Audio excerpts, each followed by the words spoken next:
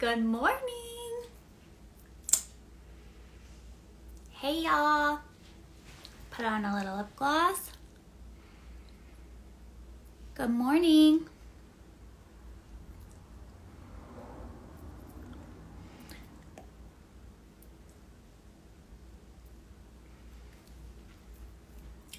I'm so excited because today we are talking all about client retention, okay? So a lot of times we focus on getting new clients, but really we have to master being able to keep them, okay? So a lot of times when people join luxury client method or some of the different programs that I have, I make sure that the retention is already pretty good because we can be getting as many clients as we want. If we can't keep them, if we can back to us like time after time, we are really going to struggle so hard, okay? So I am going to call today's session, today's live training with y'all, a client retention playbook, 3 techniques to retain new and old clients, okay? And listen, I know that you guys have so much on your plate. You're focusing on like 100 things at one time. So what I like about these techniques I'm going to share with you is that they are very easy to implement and stay consistent with, okay? So definitely promise you that. All right, so let's go ahead and get started. And the place that I want to start is essentially some of the main reasons that clients leave, okay? So what I always like to do when I'm trying to solve any kind of problem that I'm having, whether it's a business problem or a personal problem or like a relationship problem, is I try to look at it from the other person's side, okay? So instead of getting mad and being like, clients are jerks, they keep leaving me, it's like, why would a client leave? Or what would need to happen for me to leave a hairstylist, right? I try to put myself in their shoes and it's like, what circumstances would make me not be loyal to somebody that I like or I have a relationship with or I've been seeing for 5 years? So here are some of the main reasons why clients leave, okay? And it's not about right or wrong. Like we can hear these and we can be like, that's not fair or whatever. But truthfully, like it just is, right? It just exists. It's just there. So it's like, well, what can we do about it? Okay, so the first reason why clients leave is inconsistency, okay? So this could be an inconsistent end result. This could be an inconsistent overall experience. And I'm going to say that I would argue most clients are going to give you multiple chances, okay? So I don't think people are mad if it's inconsistent one time. Most people are very like understanding of that stuff, but when it's a pattern of inconsistency and a pattern of things changing, definitely that is what's going to cause them to seek out another experience. The second reason why clients leave is not feeling heard, okay? Not feeling heard. I remember in hair school, and it touched me so deeply. I remember in hair school, I heard that a lot of people in their lives have very little physical touch, okay? And so a lot of time, hairstylists might be the only person in that person's life who is touching them and caring for them in that way. I would also argue that hairstylists are often the only people in someone's life who actually listens to them. Think about it. Like, you know, you have your kids where you have to listen and be supportive. You have your parents and you're listening and you're being supportive. You have your clients, you have your spouse, you have your best friend. Like, sure, you're going to be able to show up and be heard sometimes, but a lot of times we're not being heard by anybody, right? Everyone is just trying to get their point across. They're trying to be heard. They're trying to get support from us. So when people come and sit in our chair, I think one of the most beautiful gifts that we can give them is listening. Just listening and really helping them feel heard, which I'm going to give you some tips on that. Okay, and then lastly, one of the other reasons why clients leave is just feeling like a number. And so what I mean by this one is essentially like they're not really feeling that customized, personalized level of attention from you. You know, it's just like they just don't feel special. They feel like you're giving maybe the same haircut and hair color to everybody who's coming in. they feel like you're not really like looking at them or seeing them or hearing them. You're just kind of like doing, and it's kind of like a basic cookie cutter experience, okay? Nobody wants to feel like a number. Nobody wants to feel like everyone else. Like, people want to feel special, all right? So what can we do to kind of fight the reasons why people leave, but also just focus on giving this like delicious experience that's going to keep people coming back for more? Sometimes we make it so complicated where it's like how we think about it in different buckets of like how I keep a new client and how I keep an old client are different, but they're so similar. And when we start thinking about old clients in a different way, that should already tell you something, right? Like, we should be able to show up with that same enthusiasm, whether they're new or recurring, whether we've seen them 3 times or 25 times. Like, having that energy and having that same level of excitement about delivering that experience. I mean, I know when new clients come in, it's like, oh my God, I hope they like me. I hope I can do what they want, right? Like, we are on the edge of our seat, like trying to go above and beyond to please them. And that shouldn't stop, okay? Like, that shouldn't stop. So the first thing that we can do to retain our clients is something called active listening, okay? And again, the greatest gift I believe you can give anybody is to make them feel heard. So making someone feel heard and listening to them are often 2 totally different skills.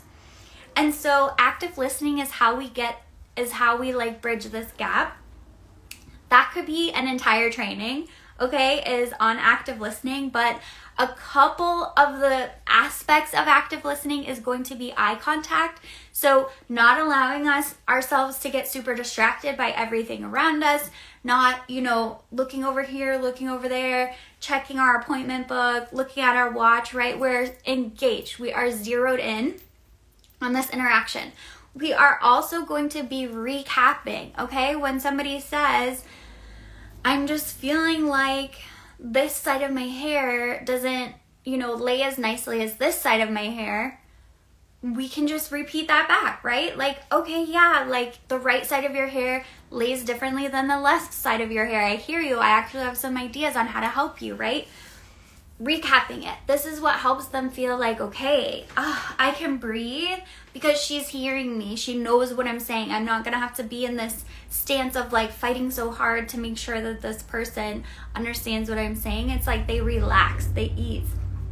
So then the third thing that is in active listening that's really important, similar with eye contact, similar with being zeroed in, is we are not going to interrupt, okay?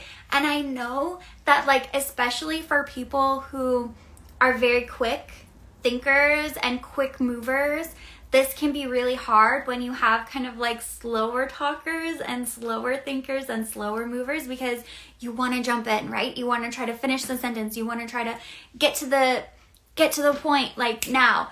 But we have to allow people to speak their entire thought, because sometimes people are going in a different way than you think they are. And this is where a lot of misunderstandings happen. Again, if we are not getting that end result for them, if we are not giving them a good experience because we haven't taken the time to really listen and show them that we've listened, it is going to be so hard to not only retain them, but have them leave excited and happy, which is of course our goal with every single client. Okay, so the second thing we can do to retain clients better is we can ask open-ended questions. Okay, so here's an example that I think is really going to show you the difference here. So here are 2 questions. Okay, so do you have any specific changes that you would like to see with your look? Okay, that's one question. This is considered a closed question because it's a yes or a no, right? To make this an open-ended question, we would say, what specific changes would you like to see with your look? What could be working better? What do you wish was a little bit different? Okay? Changing it to what versus do you, game changer. Okay? And this seems so simple, but I'll tell you guys, a lot of times we don't ask the what specific changes because we're busy. We're hoping they don't have any changes, right? are kind of hoping it could be an easy one. We don't have to like think a lot sometimes, okay? That's very human. It's okay. But like we need to get better at opening up our questions. Just like we did in the whole beginning of this exercise of like, basically like, why would somebody leave, you know, which has a judgment to it. If we can say, in what circumstances would I leave and not be loyal to somebody I've been loyal to, right? We are opening a question in a new direction that allows for like deeper thought and like actually progress in the area. And we're also showing people that we care. If we're just saying, oh, you know, do you have any changes that you want to make? Versus, okay, like what changes do you want to make? Like these are different energies. People can tell what answer we're looking for when it's a yes or no question, okay? But when we're asking with like this openness, it allows people to open up.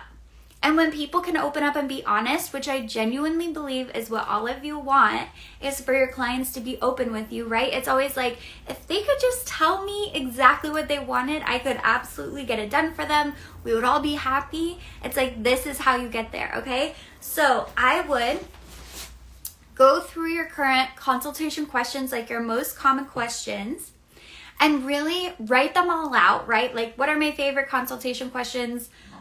What do I tend to ask more often than not? And then see how you can open them up, right? How you can help create the environment of more conversation.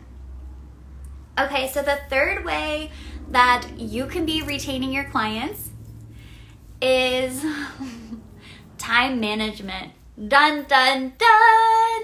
Time management, you guys. Okay, so this is going to be running on time, staying on time, getting your clients out in like a timely manner, depending on the service, right? When people feel like their time isn't being respected, it is such a turn off. And of course it is, right? Like when we say it like that, it's like, of course it is. And I want you guys to know, if people don't know about hair, they're not going to naturally know how long things take. So for example, I have tattoos, and the first time I went and got a tattoo, I was shocked because it takes so long and there are a lot of breaks for the artist. And now that I've gone a lot of times, I understand why. They're literally in the same position for hours, right? Okay, like they need frequent breaks. Nothing's wrong with that. But if I'm coming in with no experience, I'm not communicated, this could be 8 hours, this could be, you know what I mean?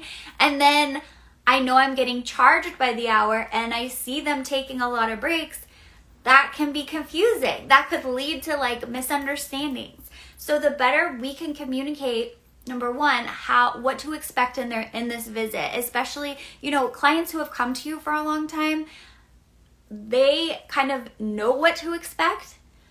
So if something is going to be different, if something is going to take longer, we have to be ready to communicate that with them, because people also have lives that they're trying to like get to, and the plans that they have afterwards and everything like that. So we really need to be able to manage our time and manage expectations. Another thing with our time management is going to be running on time and really communicating when that's not the case, right? So much conversation in the past couple of years has been happening around clients being on time, clients, you know, obviously not canceling, but like all of that kind of stuff. But we also have to remember that as stylists, we have that same responsibility to our clients. So having a system, having a method for, if I'm running late, here's what that looks like.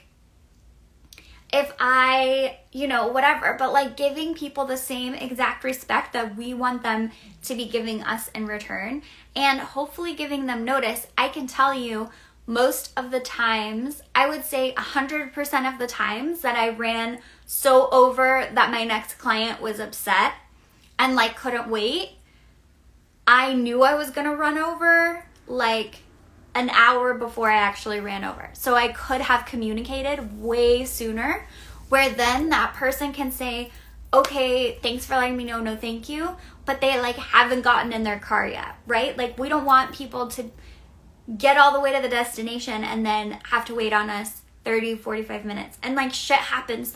One of the major times that I ran late and upset somebody, the client was going through like a major divorce, okay? She was having a major divorce. She was having a really tough time. She was trying to get a massive change that we didn't have scheduled. Of course, I just said yes to everything, and then I ran so late. I got a bad review by the next client who walked out. It was so embarrassing and stressful. But managing our time is such an important part of keeping our clients happy and keeping them coming back, because they can trust. You know, it's all about trust. Like if they aren't sure if when they show up, they're gonna have to wait 45 minutes or not, you know, that doesn't make a very like exciting experience. Like people are gonna think twice, or again, they're gonna look for something else. So it's like managing our time, but also being quick to communicate when we notice. Like I said, I knew I was running late an hour before that next client was even supposed to be there. So it's like recognizing, okay, I see this is spiraling. I need to contact my next client ASAP and make sure that they feel taken care of. Because nothing's worse than being knee high in a client. Your next client shows up, you know you can't take them, and it's just awful for everybody, seriously. Okay, so let's recap some of these. So we have number 1 is active listening, making people actually feel heard. Like I said, listening and making someone feel heard are 2 totally different skills, and active listening is how we do that. It's basically the action of showing people that we are listening to them. The action of showing people that we've heard them. It's not a passive activity of passively listening and doing whatever, but listening, it's making that person understand that they are being listened to, it's valued, it's heard, it's understood. Okay, so number 2, we want to ask open-ended questions. Instead of, do you have any changes you want to make? It's like, what changes do you want to make? If I could wave a magic wand, what would be different about your hair right now?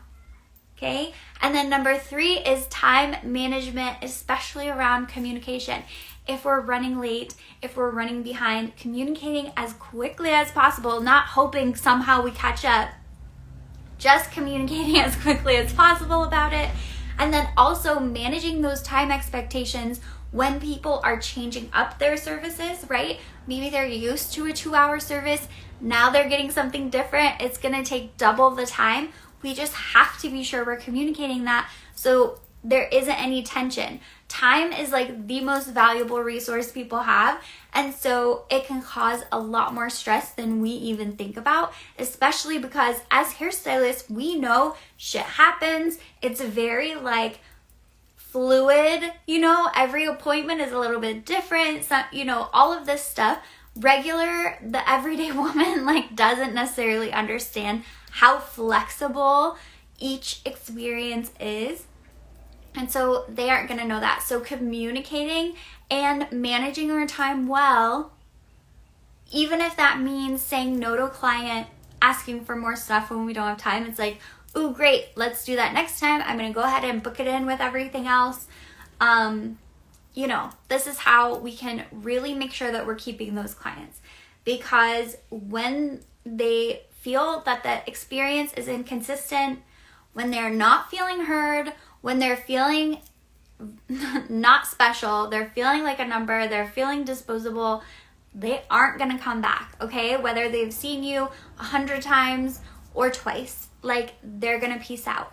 So the more that we can focus on these very simple things, simple doesn't mean easy, but these very simple things, the better we're going to be at keeping our clients for a very long time and keeping them through price raises and keeping them through location changes and keeping them through maternity leave. Like, it's possible, and this is how we build that foundation with our clients.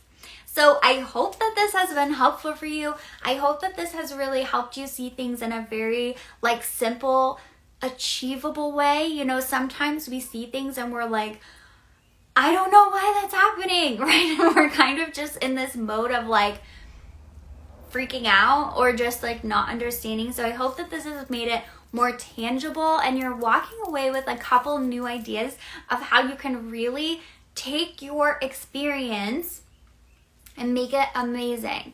And if you're a stylist that is more of an artist that really focuses the most on the hair aspect, and you're really great at nailing that, these things, active listening, open-ended questions, and time management, those are the things that are going to naturally build the other side of your business that you might not be as natural at, right? Like, then you do just get a focus on making pretty hair because you know that the rest is handled and your clients are feeling good and everything is like good.